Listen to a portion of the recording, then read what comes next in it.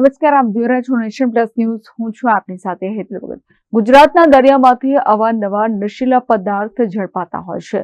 અરબી સમુદ્ર માર્ગે નશીલા પદાર્થો કાળો કારોબાર કરનારા સુરક્ષા એજન્સીના સકંજામાં આવી જાય છે. ત્યારે વધુ એક વખત ડ્રગ્સનો જથ્થો ઝડપી લેવામાં ભારતીય કોસ્ટગાર્ડ અને ગુજરાત એન્ટી ટેરરિસ્ટ સ્ક્વોડને સફળતા મળી છે. ગુજરાત એન્ટી ટેરરિસ્ટ સ્ક્વોડના ડીઆઈજી સુનિલ જોશીના જણાવ્યા અનુસાર તારીખ 12 અને 13 એપ્રિલના રોજ પોરબંદરથી 190 કિલોમીટર દૂર દરિયામાં આ ઓપરેશન હાથ ધરાયું હતું. આ કાર્યવાહીમાં 1800 કરોડ રૂપિયાની કિંમત ધરાવતો 300 કિલોગ્રામ નશીલો પદાર્થ જપ્ત કરવામાં આવ્યો છે. કોસ્ટગાર્ડની શિપને જોઈને પાકિસ્તાની બોટના ચાલકો ડ્રગ્સને દરિયાના પાણીમાં ફેંકીને ભાગી ગયા હતા. ત્યારબાદ ઇન્ડિયન કોસ્ટગાર્ડે પાણીમાંથી આ ડ્રગ્સનો જથ્થો બહાર કાઢ્યો હતો.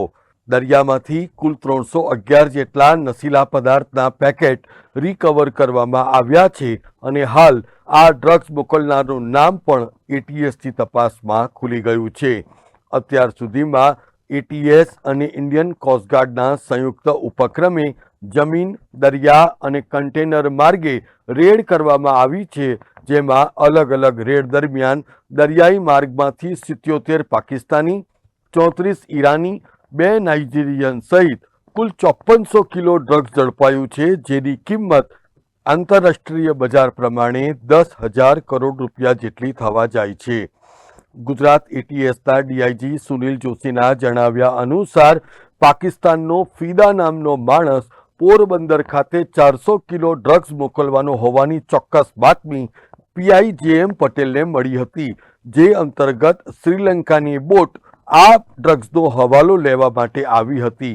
તે મુજબ આરોપીઓને પકડવા જતા પાકિસ્તાની બોટ પોરબંદર નજીક દરિયામાં માલ નાખીને જતી રહી હતી. ભારતીય કોસ્ટગાર્ડ અને ગુજરાત એન્ટી ટેરરિસ્ટ સ્ક્વોડ દ્વારા આ એક ખૂબ જ મોટું ઓપરેશન હાથ ધરાયું હતું, જેમાં 1800 કરોડ રૂપિયા ભરેલી બોટને પણ જપ્ત કરવામાં આવી હતી. આ કાર્યવાહી દરમિયાન 300 કિલો મેફેડ્રોન ડ્રગ્સ જપ્ત કરવામાં આવ્યું છે. આ ઓપરેશનમાં ઇન્ડિયન કોસ્ટગાર્ડે પોતાના જહાજો અને વિમાનોને પણ તૈનાત કર્યા હતા, જેને પરિણામે ગુજરાતમાં ડ્રગ્સ ઘુસાડવાની કુમનસાને પર્દાફાશ કરવામાં આવ્યો છે. Bureau report, nation plus news, Ahmedabad. સમાચારોના સતત અપડેટ મેળવવા માટે અમારી નેશન પ્લસ ન્યૂઝની યુટ્યુબ ચેનલને સબસ્ક્રાઇબ કરો, બેલ આઇકન દબાવો અને જોડાયેલા રહો ફેસબુક, ઇન્સ્ટાગ્રામ અને ટ્વિટર પર.